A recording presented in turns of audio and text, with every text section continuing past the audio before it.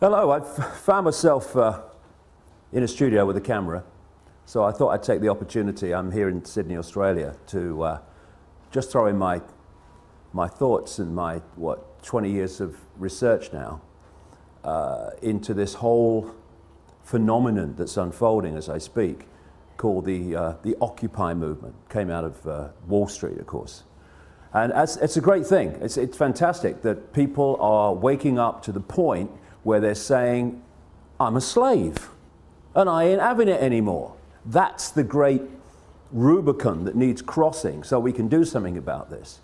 The reason I'm just going to put this information out, people make of it what they will, is there's another agenda going on here too.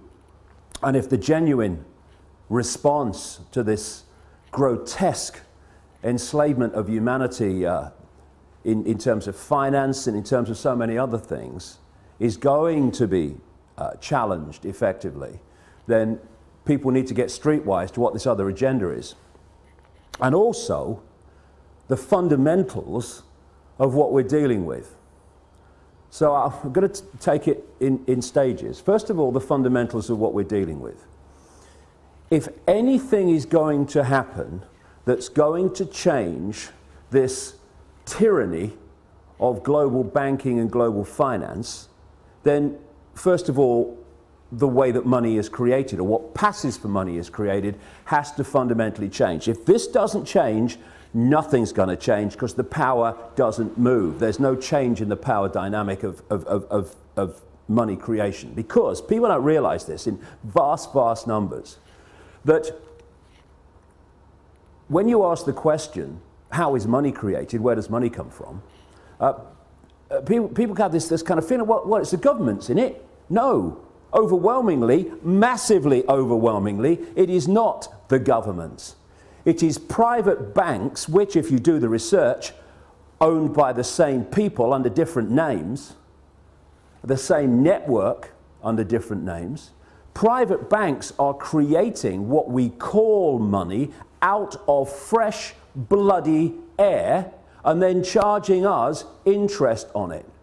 And it works like this. If you go into a bank and you borrow $50,000, what does the bank do? Does it move precious metal anywhere? I mean, what does it do? What it does is it types into your account $50,000. And from that moment, you start paying interest on $50,000 that has never, does not, and will never exist. Fresh air, theoretical money called credit. This has been allowed to happen because, again, when you do the research, the same networks that control governments and therefore pass legislation to do with banking are the same networks that control the banks and the banking system. Therefore, laws have been passed called fractional reserve lending that allow banks to lend at least, and my goodness, it's at least 10 times what they have on deposit. So when you put $1 in a bank, that bank can now lend 9, 10 that it does not have. Fresh air, figures on a screen.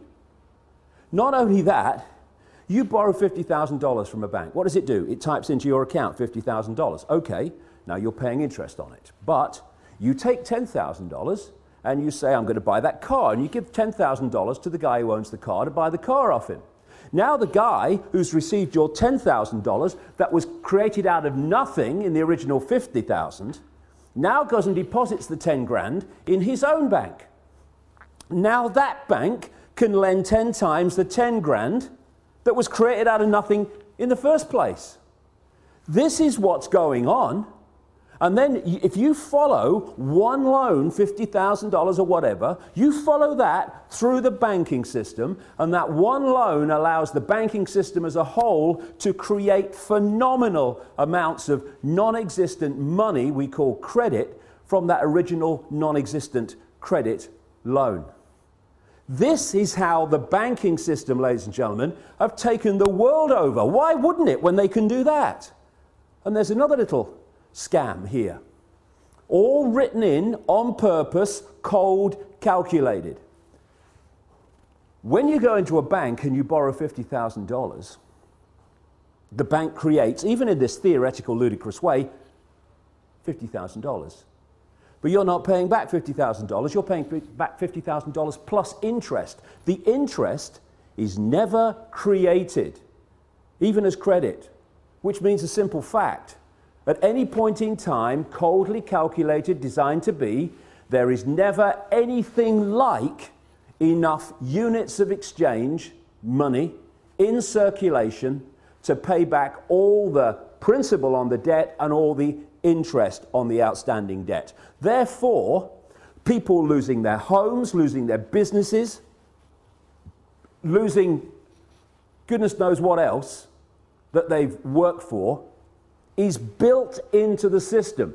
Now, when you have a boom and there's an expansion of this non-existent, ludicrous money called credit, then Peter Pays Paul hides to a large extent the fact that we're in this situation where the outstanding debt cannot be paid back or even nearly paid back plus interest because there isn't the units exchange to do it.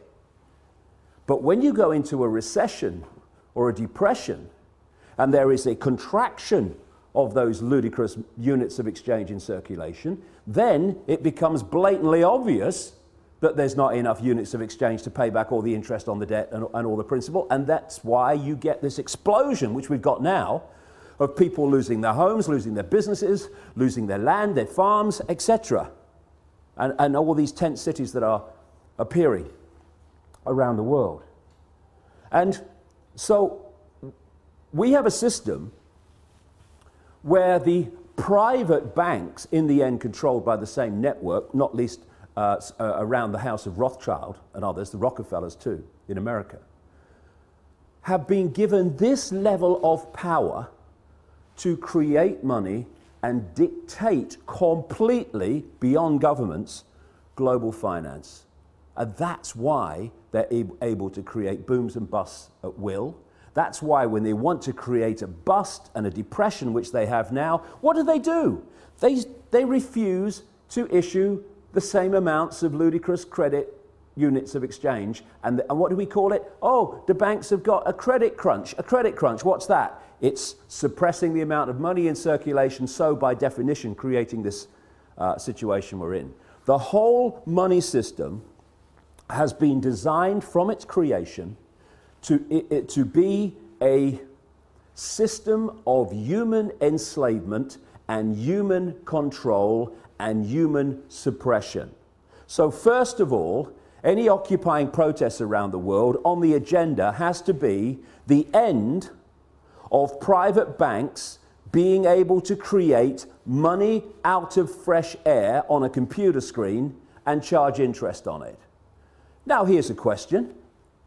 Why are governments, they're the government after all, don't they make the laws? I heard somewhere they did. Why are they not creating their own currency interest-free and circulating it interest-free? Therefore, it does the job it's supposed to do, which is to be a unit of exchange to overcome the limitations of barter. Why? I've said it already. Because the same networks that control the banks control the governments. And so the governments do not pass legislation saying, well, what are we borrowing fresh air money from the banks for, plus interest, and making the people have to pay in taxation all that stuff back? All we got to do is create our own money interest-free, because you see, at the moment, the very unit of exchange which allows economic activity to happen is created at the very start as a debt by people borrowing money from banks called credit. It's a debt from the start, the very unit of exchange in the world. It's crazy, it's insane. Number two, that has got to go. No more governments, and we need to redefine what we see as government too. No government borrows money at interest from private banks. Ludicrous. Then there's another thing. Like I say, whether we have a boom or a bust is decided by this very banking system. because they have what they call an economic cycle. It's total corruption and total manipulation. First of all, they put lots of units of exchange out, credit. Oh, you know, you earn 2 and 6 a week? Okay, have this half a £1 million house. Yes, here's the money, take it. And they put lots of units of exchange in circulation. And there's a boom, manufactured, and when people are in a boom and they get confident about their jobs, they go into more debt, bigger house, a bigger car, all the rest of it.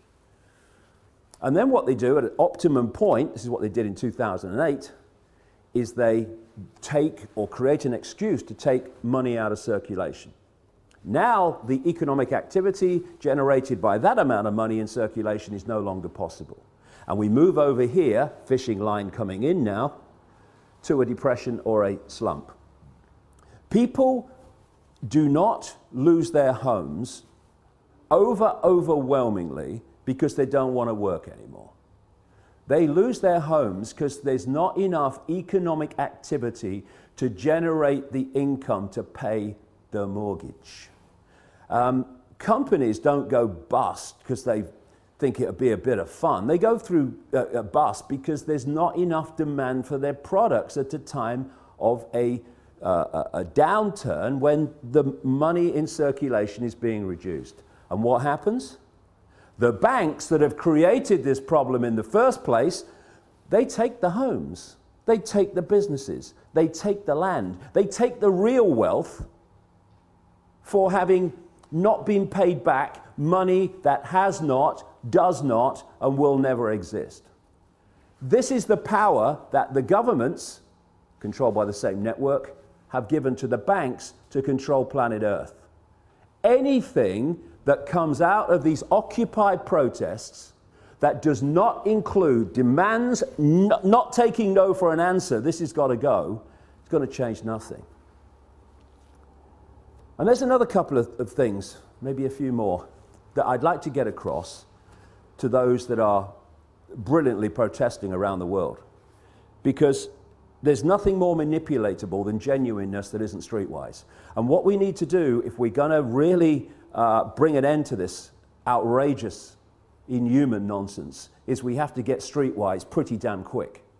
Because there are people, vultures, flying around, flitting around these protests, not least in Wall Street, trying to direct it in a certain direction that will make the world more enslaved and more unjust than it is now.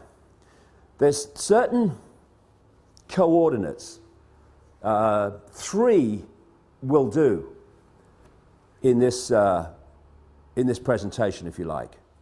1, where does this network behind the banking system and behind governments and behind the transnational corporations, where does it want to take us? Okay? Well, simple. It wants total control over the entire human race, mentally, emotionally, physically, and financially. And to do that, and there's a few, compared with the 7 billion global population, there are a handful of people at the core of this in full knowledge of what they're doing. They have to constantly centralize decision-making.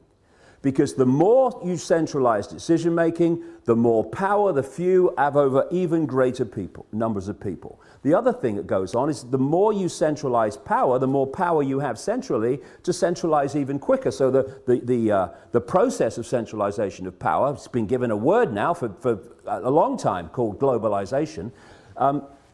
This can move quicker and quicker and quicker through this process of centralized power, more power to centralize even quicker. What they want to create, I've been writing about this now for nearly 20 years, is they want a world government that would dictate all laws, apart from a few local things. All the major laws will be dictated by this world government, just as the European Union dictatorship now dictates something like 75% of the laws that are passed in Britain. They want a world government then that would dictate to everybody on the planet.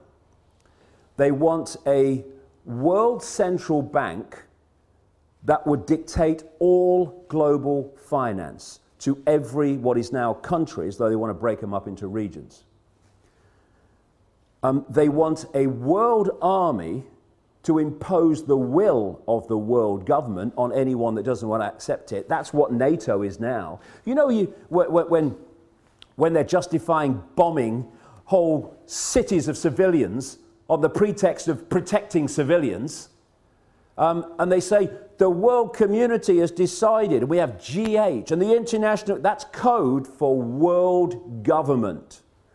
And when they then say, we're going to bring NATO in because the world community has decided, no, actually, America, Britain, France, and one or two others have bloody decided, and Israel. They are talking about NATO as a world army. The idea of this structure, where they want to take us, is to have a world government that says, these people, or this group, or this, what is now a country, is not accepting our diktats, send the boys in. And that's what we've seen in Libya. That's what they're trying to bring in Syria. That's what we're seeing increasingly around the world. The international community has decided, send the boys in. NATO, de facto world army. International community, G8, de facto world government. We're seeing it being moved into place. They want a world single electronic currency that would replace all other currencies. No more cash. So now you go into a shop or something, you hand over electronic money, a credit card. The computer says, no, won't accept your card. You least now, still, although it's going out of circulation at an extraordinary rate, you can still say, okay, I'll pay cash. What about when there's no cash and that computer says no to your credit card or your microchip as it's designed to be eventually? That's deciding if you purchase or not. It's all about control. And so they want this world currency, and that's what we're seeing in Europe now. People say, oh, the euro's not working. Look. No, it's not. And you know why? Because it's not supposed to work. It's just a stepping stone. You had all those currencies in Europe, in Italy, in France, and all these different currencies. They wanted on the process of getting to this world currency to get rid of them. So they replaced them all, nearly all of them anyway, with the euro. Now all those currencies in one fell swoop gone. Now we're down to one in Europe, in most countries, the euro. So now what do? They want to make the euro not work as the next stage of getting more and more into this, towards this one world currency.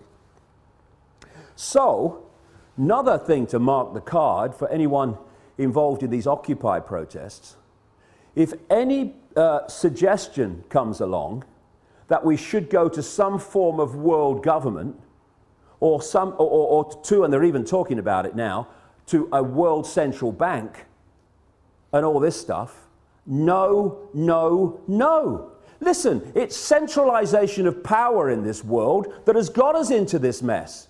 If you have diversity of decision making, there's so many points of decision making, no cabal at the center can dictate that or manipulate that on anything like the scale that it can when you have centralization of power. So we've got the European Union, we've got the, which is a fascist dictatorship or communist dictatorship, whichever we want to call it.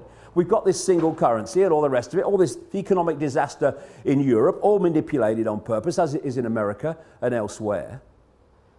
And I'm seeing people say, well, the answer to all the problems caused by this constant centralization of power, we need more centralization of power. Let's go to a world level now. And yet, as I've shown in my books for 20 years, this is exactly what the plan has been all along. And if we're not very, very careful, many of the Occupy protesters are going to be manipulated, unless they get streetwise about the game and how it's played. They are going to get manipulated into accepting, even demanding, a solution to a problem that is going to make the problem even worse and the enslavement of humanity even more extreme.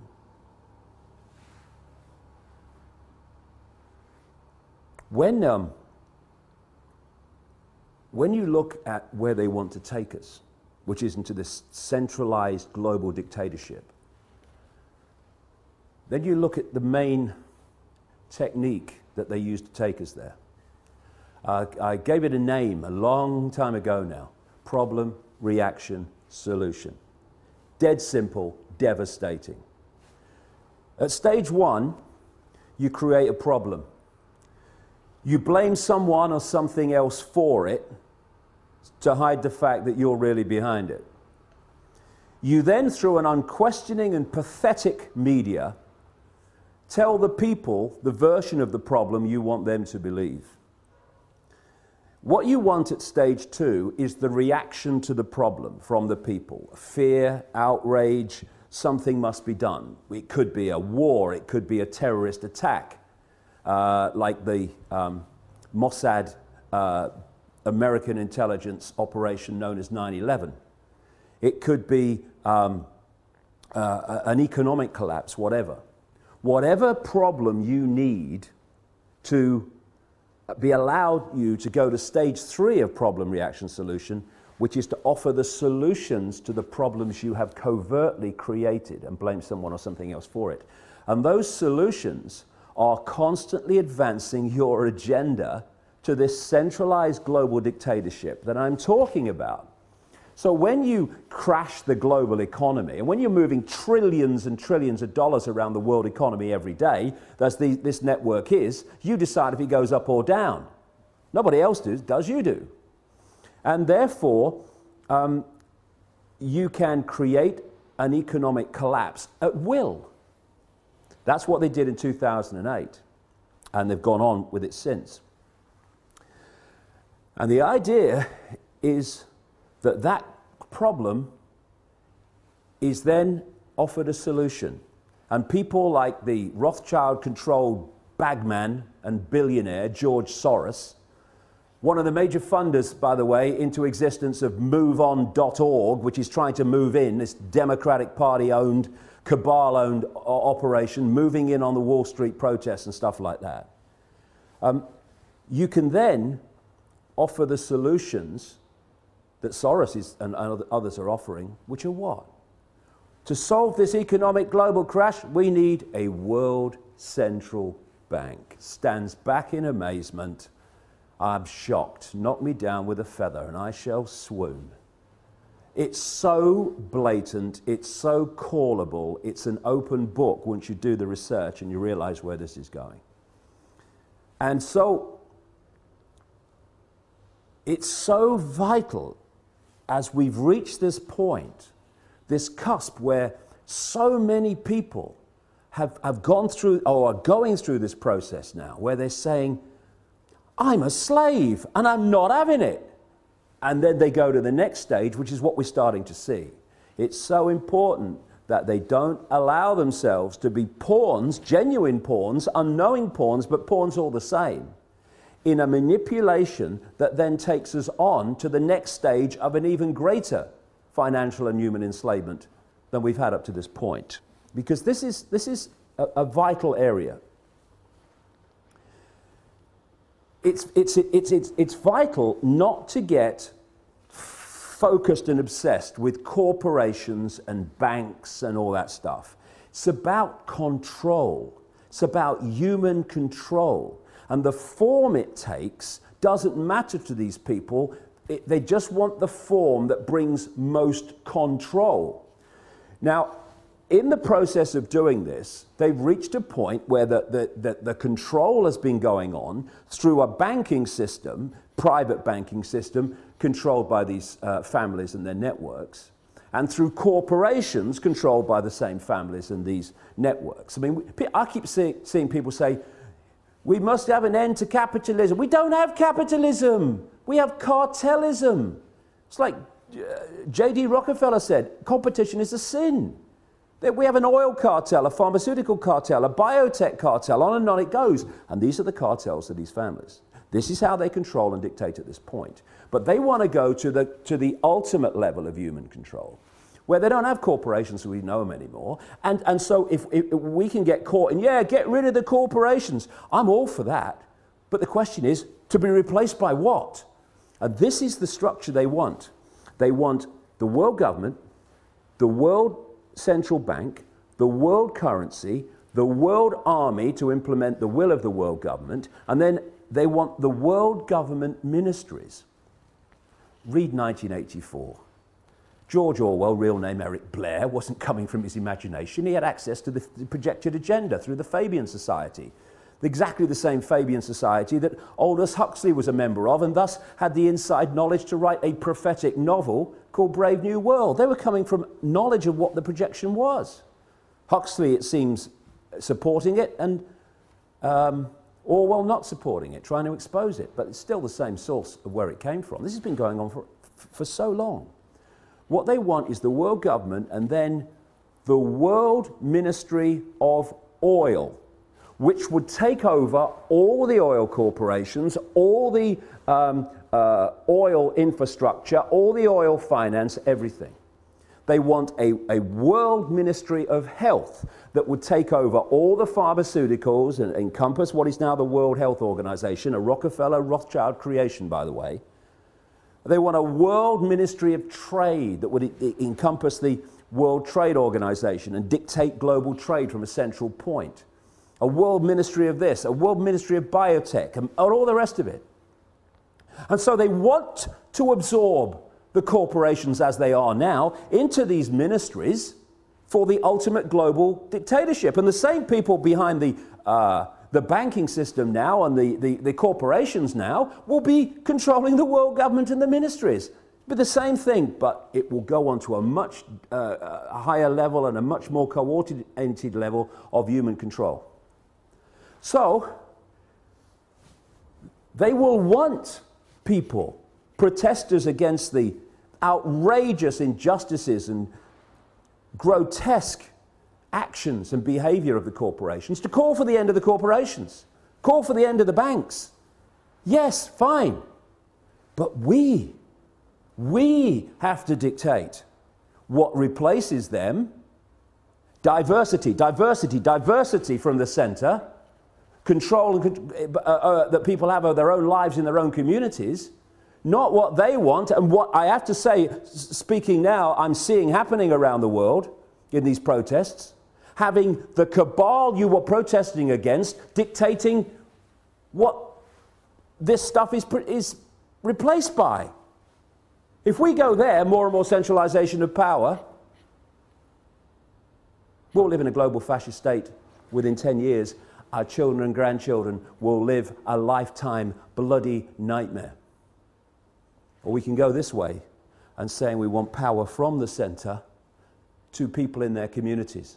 So no central cabal can dictate the lives of everyone in a country or a state, never mind everybody on the bloody planet. And one final thing.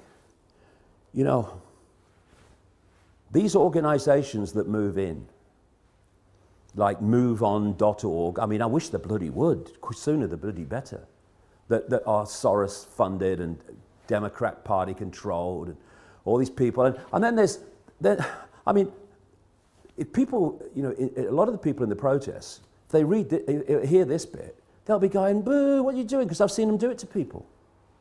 Global warming caused by humans is a bloody giant hoax. It's been created to justify dramatic changes in society and control in society to advance this very agenda I'm talking about. Because if you're playing problem, reaction, solution, and you want, therefore, to present global change, you've got to generate global problems to which you can offer global solutions. Climate change. Everyone's affected. We need global laws. What's international law, by the way? Oh, international law. International law is law that everyone on the planet is supposed to obey. This is the world government international law coming into place. Anyone does a modicum of basic scientific research, they will see that human-caused climate change, notice it's climate change since temperatures started falling. When they go up again in the sun cycle, it will be global warming again. But do a modicum of research and you find that the whole idea was a scam. Anything that Al Gore's involved is a scam by definition. He knows nothing else. And yet, we're having these organizations like, was it 350.org? and these others. Oh yes, we must have climate change legislation. Yes, come on, build me prison a bit more. Give me some carbon tax. Let's have it. High five. Because that's the way we've got to solve the problem. The way we solve the problem, we take our freaking minds back and stop having them dictated by other people. You must believe this, you must believe that. And again, this might upset a few people. Do you know I don't care? When I see around some of these protests, someone on a microphone speaking the words, and then everyone repeats the sentence, then he says another sentence, and everyone repeats the sentence, and we want freedom. People say to me, oh yeah, but that's giving everyone a voice. No, it's not. It's giving them the right to repeat what he's saying. It's not giving them a voice. It's turning them into groupthink, which is how we got into this mess. Individual think, unique think. That is what will get us out of it. Breaking out of these patterns of collective response and behavior. So I'm not interested in 350.org. Take your bloody nonsense about climate bloody change and go somewhere else. We're trying to bring about real change here, not selling another aspect of a global agenda. And MoveOn.org and everyone like you, you go and do your bloody work somewhere else. Take your Soros money somewhere else. This is going to be a revolution that's going to make a difference. It's going to be a revolution of people, not organizations, not cooperating with their own enslavement, individually, and yes, together, collectively. This is a great opportunity to make a difference. But we need to get streetwise, and we need to get these parasites of the genuine energy of the people who've concluded, I'm a slave and I'm not having it, out of this whole deal. Because if we don't, they'll take it over and they'll do what every other one has done when it seems like some change is taking place. Look at Obama. Change, I stand for change. No, you don't. You stand for business as usual and then some, as we've seen. It's just a word. Real change happens in changing real lives, not in spouting the fricking syllables. Change or change. One syllable, two syllable, one syllable. It doesn't bloody matter, does it? Because when Obama says it, it could be 50 bloody syllables. Nothing's going to change for the better. Because he ain't there to do that. So we have to do it. Come on, let's go.